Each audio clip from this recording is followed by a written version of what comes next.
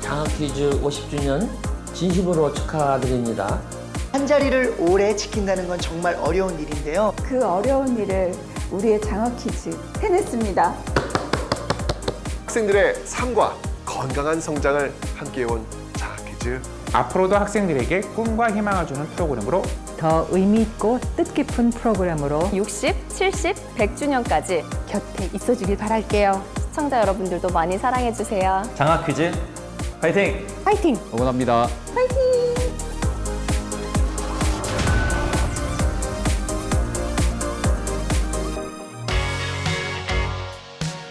지금까지 1970년대와 1980년대 장학 퀴즈로 시간 여행을 다녀왔는데 인재의 비밀에 대한 힌트를 좀 얻은 것 같아요. 어때, 윤호? 뭔가 감이 오는 것 같긴 한데 2000년대까지 한번 시간 여행을 갔다 와야 제대로 알 수 있을 것 같아요.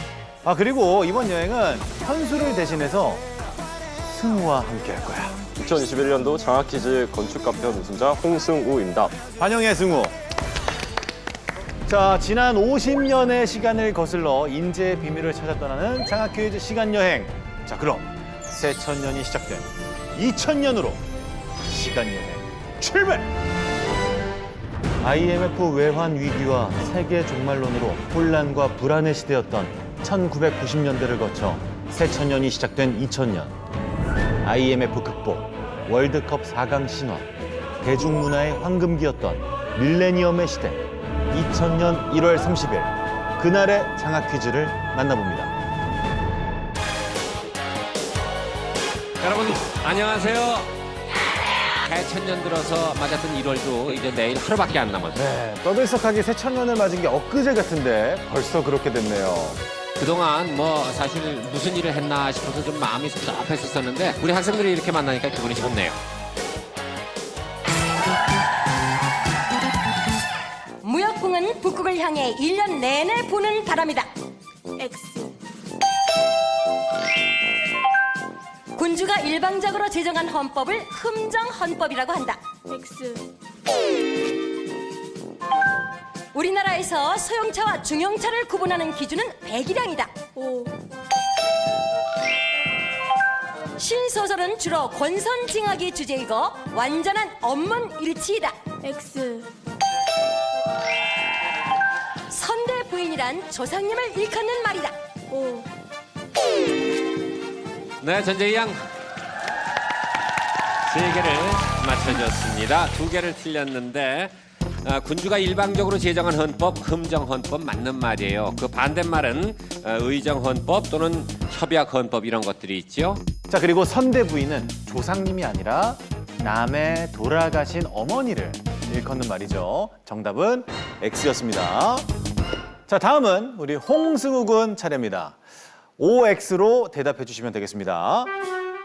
국제형사경찰기구를 인터폴이라 한다. X. 정부 조직 개편으로 상공자원부는 통상산업부로 불린다. X. 자기의 얼굴이 허가 없이 촬영되거나 공표되지 않을 권리를 저작권이라 한다. X. 세계 최초로 여성에게 선거권을 부여한 나라는 뉴질랜드이다. X. 우리나라에서 제일 먼저 국립공원으로 지정된 곳은 설악산이다. O. 홍승우 군 3문제를 맞췄습니다. 이렇게 해서 전재희 양과 동점이 됐습니다. 국제형사경찰기구는 인터콜이 아니라 인터폴이죠. 2000년 1월 30일 EBS 장학 퀴즈. 다음 코너는요. 영화 속의 퀴즈를 잡아라. 영화도 보고 퀴즈도 풀고 시네마 X파일입니다. 안녕하세요. 권민주입니다. 예. 세계 배우 오드리 헵번과 미남 배우의 대명사입니다. 그레고리 팩 주연의 영화 로마의 휴일입니다. 함께 보시죠. 유럽 순방에 오른 한 공주가 지루한 공식 행사를 끝내고 로마의 야경에 매료돼 몰래 궁을 빠져나오게 됩니다. 그러다 우연히 거리에서 신문 기자를 만나게 되는데요. 신문 기자는 여자가 잠적한 공주라는 사실을 알고 몰래 밀착 취재를 하고 공주는 공주대로 자신의 신분을 속이면서 이틀 동안의 달콤한 밀월 관광을 즐깁니다. 이 영화는 세계의 명소가 집결된 관광의 나라 이탈리아를 그 공간적 배경으로 삼고 있는데요. 두 주인공이 데이트를 즐기는 장소 중에서 산타마리아인 코스메틱 성당이 나옵니다. 이것은 바로 이 성당 앞에 전시된 부조인데요. 네, 전재희 양. 진실의 문이요. 진실의 문? 아닙니다. 조금 다르지요? 강의신 플루비우스가 이것을 얘기하지 않으면 입으로 삼켜버린다는 전설을 가지고 있습니다. 정윤호. 정윤호. 정윤호. 진실의 입. 진실의 입. 진실의 입. 진실의 입. 정답입니다. 정답입니다. 야, 역시 정윤호. 축하드립니다. 자, 정윤호 군이 마지막 문제를 맞춰내면서 승리를 거둬냈습니다. 축하드립니다. 자, 2000년대 문제를 좀 더 준비했는데 한번 더 풀어보도록 하겠습니다. 첫 번째 문제는 2007년 3월 22일 장학 퀴즈에 나온 문제입니다. 영국 주간지 이코노미스트는 얼마 전 북한의 김정일은 흡연자, 음치, 그리고 이들을 21세기 3대 바보로 꼽는다고 보도했다. 하지만 2005년 탈북자 조사에선 북한에서 인터넷을 해봤다는 이는 1.9%, 컴퓨터를 써봤다는 사람은 7.7%에 지나지 않았다고 한다. 이들은 누구일까? 승우 군 빨랐어요. 정답은요? 컴맹. 컴맹! 정답! 자, 다음 문제는 장학 퀴즈 홈페이지 게시판에 시청자가 직접 내준 문제로 2011년 3월 19일 장학 퀴즈에 나온 문제입니다. 아빠, 혼자는 싫어요. 엄마, 저도 동생을 갖고 싶어요. 덮어놓고 낳다보면 거짓골을 못 면한다. 잘 키운 딸 하나, 10 아들 안 부럽다. 우리나라 가족 계획 표어 중 가장 먼저 발표된 것은 몇 번일까요? 정윤호. 정윤호. 2번. 2번. 정답! 정답! 네. 어떻게 하셨어요? 제가 이거는 책에서 본 기억이 있어요. 시대별로 대표적인 표어들이 있다고 알고 있는데. 네. 정확하게 맞췄습니다. 덮어놓고 낳다보면 거짓골을 못 면한다는 1960년대 가족계획 캠페인 구호로 급증하는 인구수로 인한 식량난을 걱정하여 만들어진 표어고요. 또 잘 키운 딸 하나, 10 아들 안 부럽다. 이건 이제 1970년대. 아빠, 혼자는 싫어요. 엄마, 저도 동생을 갖고 싶어요. 요거는 2004년에 가족계획 표어입니다. 자, 이렇게 2000년대 문제 풀어봤는데 70년, 80년대보다는 비교적 멀지 않은 과거였는데 어땠어요, 우리 친구들? 70년, 80년 문제들은 이제 25개의 문제를 배점별로 푸는 거였는데 2000년대로 오다 보니까 플롯이 지금하고 비슷해진 거를 느껴서 제가 정말 시간 여행을 제대로 하고 있다는 거를 느끼고 있습니다. 그러게. 자, 그러면 이쯤에서 우리가 2000년대 출연자분들을 직접 만나볼까? 좋아. 자, 그럼 전재희 양이 주장원이 됐습니다. 축하합니다. 네, 그야말로 마지막까지 손에 땀을 쥐게 하는 그런 연주.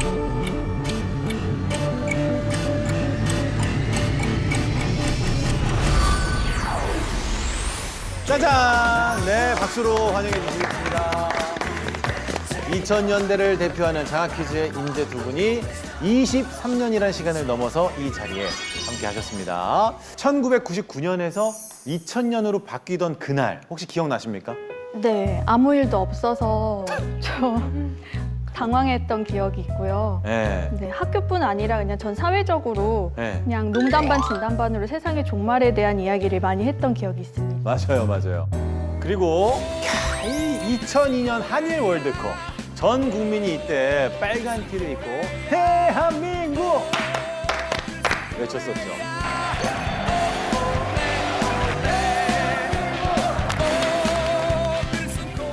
상욱님은 2011년도에 이제 장학 퀴즈에 출연하셨는데 2000년 초반과는 또 많은 변화가 있었잖아요. 바로 요거라고 말씀드릴 수 있을 것 같은데요. 스마트폰. 스마트폰입니다. 네. 2007년도에 스티브 잡스가 처음으로 사과폰을 이제 이렇게 오픈을 하면서 정말 대 스마트폰의 시대가 열렸고 혁명이었죠. 혁명이었습니다. 저도 자연스럽게 그렇게 IT 기기와 어떻게 보면 IT 분야에서 관심을 가지다 보니까 지금은 제가 정말 사랑하고 좋아하는 와인과 NFT라는 결합이 된 사업을 이렇게 또 할 수 있는 그 시작점이자 계기가 되지 않았을까 싶습니다. 아날로그에서 디지털 시대를 연 2000년대. 당시 인재 조건은 뭐라고 생각하시는지요, 제이님? 그 당시에는 이렇게 남성성, 여성성 이런 고정적인 성 역할이나 성 개념에 틀에 박힌 게 아니라 융합적이고 통합적인 인재들을 이렇게 널리 우대하는 그런 사회 분위기가 마련이 됐었던 것 같습니다. 마지막 공식 질문 있습니다. 장학 퀴즈 공식 질문이죠. 나에게 장학 퀴즈란? 유퀴즈? 제이님. 네. 학교 다닐 때 혼자 좋아했던 동네에서 제일 잘생긴 오빠 같은 그런 존재라고 생각합니다. 왜냐하면 항상 잊고 사는데 우연한 기회로 기억이 끄집어내지면 항상 그 기억이 좋아요.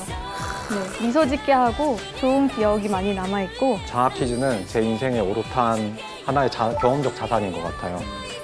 이 경험적 자산을 토대로 저는 사실 새로운 것을 도전할 수 있는 용기도 생겼고요. 그래서 장학 퀴즈는 제 인생의 오롯한 경험적 자산이다 라고 말씀드릴 수 있을 것 같습니다. 네. 자, 두 분 2000년대 장학 퀴즈 시간 여행에 함께해 주셔서 진심으로 감사드립니다. 박수 부탁드립니다. 안 돼, 또 보내드려야 돼요. 네. 아유, 가셨어요.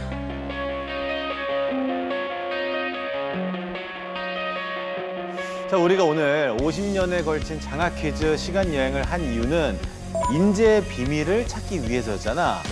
과연 우리 친구들이 인재의 비밀을 찾았을지. 그 건축에서 보면은 이 르네상스 맨이라는 게 있어요. 르네상스 시대의 뭐 다빈치나 이런 건축가들 보면은 그 사람들은 건축도 하고 뭐 예술가, 화가, 모든 방면을 정치가 모든 방면에서 활동을 하는데 장학 퀴즈에서 찾는 인재의 비밀이라는 것은 이런 르네상스 맨, 이런 다방면적 인재들, 여기서 비롯되는 게 아닐까 하는 생각이 듭니다. 르네상스맨. 오늘 여러 시대를 갔다 와보고 여러 시대의 분들을 만나보면서 그 공통적인 거 하나를 찾았다고 한다면 각자의 개성을 살려서 그걸 향해서 나아가는 것, 아마 그것이 인재의 비밀이 아닐까 생각을 합니다. 그럼 장성규님은 인재의 비밀을 찾으셨나요? 모든 10대 청소년들의 무궁무진한 미래의 가능성, 그게 내가 찾은 인재의 비밀이야. 그리고 그 가능성을 어떻게 키울지는 우리 사회가 다 함께 풀어나가야 할 숙제겠지. 서로 다른 주제나 문제 사이의 연결성이 높아질 미래 사회에는 두 가지 이상의 분야의 전문성을 가지는 융합형 인재가 미래 인재상이라고 이야기합니다. 다른 어느 때보다 소통할 수 있는 능력이 중요해지지 않을까 싶어요. 자신이 가지고 있는 것을 잘 줄 수 있고 다른 사람이 주는 것을 잘 받을 수 있는 사람, 그런 사람이 미래 인재가 아닌가 합니다.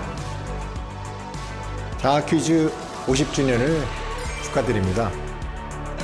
저희는 100년을 내다보며 사람을 키운다라는 생각으로 장학 퀴즈를 구원해 왔습니다. 그동안 장학 퀴즈는 미래 인재로 성장할 청소년들에게 꿈과 희망을 심어주는 문화 코드가 되어 왔습니다. 오늘날 우리는 어느 때보다 변화의 파고가 높은 시대를 맞이하고 있습니다. 가보지 않은 길을 만들어 나가야 할 미래 인재들에게는 창조할 수 있는 능력이 필요합니다. 청소년 여러분들이 변화를 창조의 기회로 삼아 새로운 도전 정신으로 미래를 앞서가는 주역이 되기를 기대합니다. 시간 여행을 통해 장학 퀴즈의 지난 50년을 만나봤는데 어떠셨나요? 10년을 내다보며 나무를 심고 100년을 내다보며 사람을 심는다고 하죠. 지난 50년이 그래왔듯이 앞으로도 인재를 키우고 가꾸는데 장학 퀴즈의 도전은 계속됩니다.